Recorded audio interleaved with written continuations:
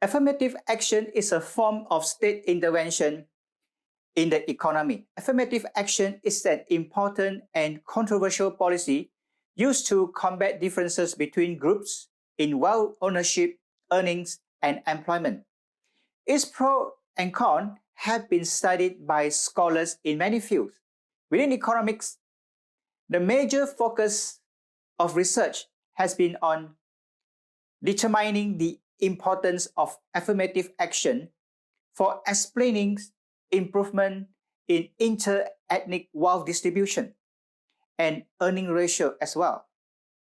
Affirmative actions include quota preferences, anti-discrimination programs, as well as programs that contain goal or timetables. Affirmative action refers to a broad array of race, ethnicity programs enacted by the government and private sector, voluntarily or by court order. In Malaysia, it is a social contract to promote equality of opportunity and racial diversity. It includes outreach programs targeted at specific groups to notify them of employment, education, and contracting opportunities. It also includes programs that favor among similar candidates who satisfy necessary qualifications, members of historically underrepresented groups. These programs act as a small counterweight to the various discriminations, sometimes purposeful, sometimes negligent, that people of color face daily throughout their life. They provide a rough and meager remedy for the felt impact of such unfair treatment, which for some reach back for generations.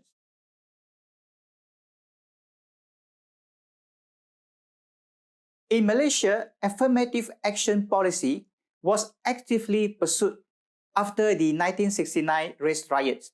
The tenet of affirmative action that were embedded in the NEP is a 20-year plan introduced in 1970.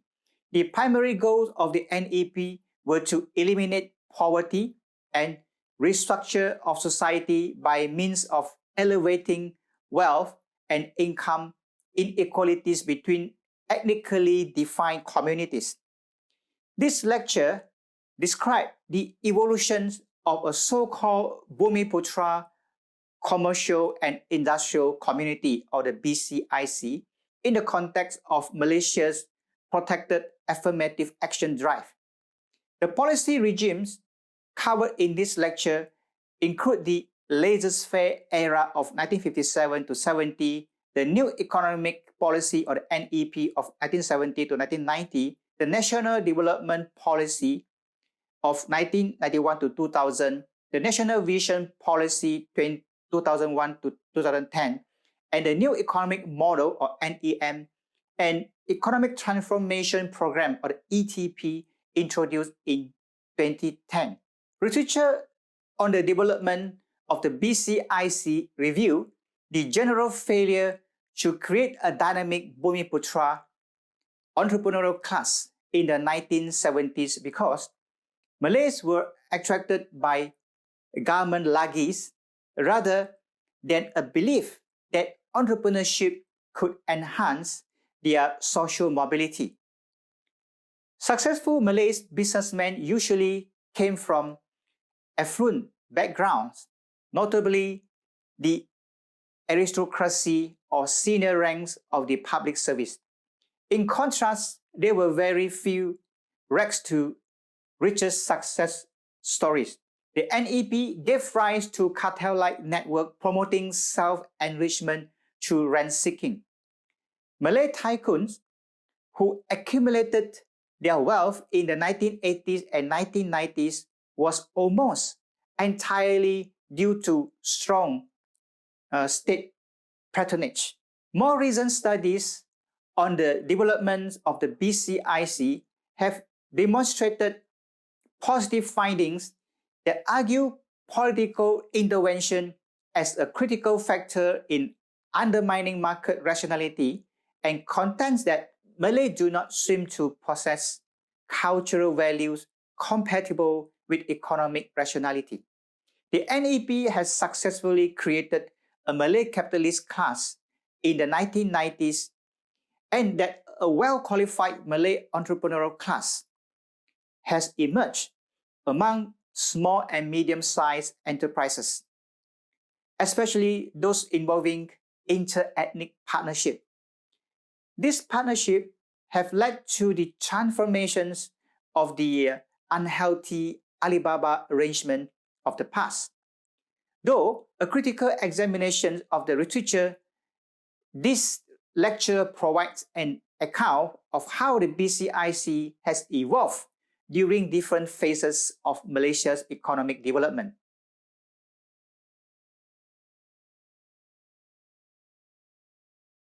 Under the NEP, the government used two major strategies to achieve the restructuring of society and the distribution of wealth. First, it made use of public enterprises and state economic development corporations to promote the development of a Malay capitalist class. Second, preferential policies and government regulations tended to favor Bumiputera businesses. The government developed state-owned enterprises to accelerate Bumiputera participations in commerce and industry. These enterprises monopolized strategic sector of the economy and accumulated wealth on behalf of the Bumiputera community, whose members could purchase and hold shares in them. The federal and state governments and institutions that mobilized Malay saving funded the enterprises. They are actively involved in corporate takeover exercises and the formations of new businesses to achieve the 30% target of wealth ownership on the part of the BCIC. The state also initially adopted a policy of economic nationalism to take foreign-controlled companies over without affecting domestic private investment. The nationalization of large foreign companies in the plantation, agriculture, and commercial business sector were undertaken by Pernas and the Permodalan Nasional Berhad, or the PNB, during the 1970s and early 1980s. The second stage of corporate restructuring involved securing the control of local, mainly Chinese-owned companies. This acquisition reflected the enlargement of the state sector and the broadening of its role in the national economy. Conversely, the implementation of regulatory measures promoted rent-seeking activities, created opportunities for wealth accumulation among the well-connected Bumiputeras, and resulted in unhealthy Alibaba partnerships. By the late 1970s, state ownership had become dominant in the banking, plantation, and mining sector. The restructuring of ownership of share capital in publicly listed companies was tremendous. It entailed increase in Bumiputera ownership of such capital from a mere 2.4% in 1970 to 12.5% in 1990. On the other hand, foreign ownership dropped significantly during the same period, from 63.4% to 42.9%, because of the state's nationalization of foreign-owned assets. As of mid-1970s, the emerging new breed of Malay bourgeoisie were either politicians or aristocrats who capitalized on their political connections and state patronage. They lacked capital, know-how, and market connection, but were partners in joint ventures with either foreign or local Chinese capital.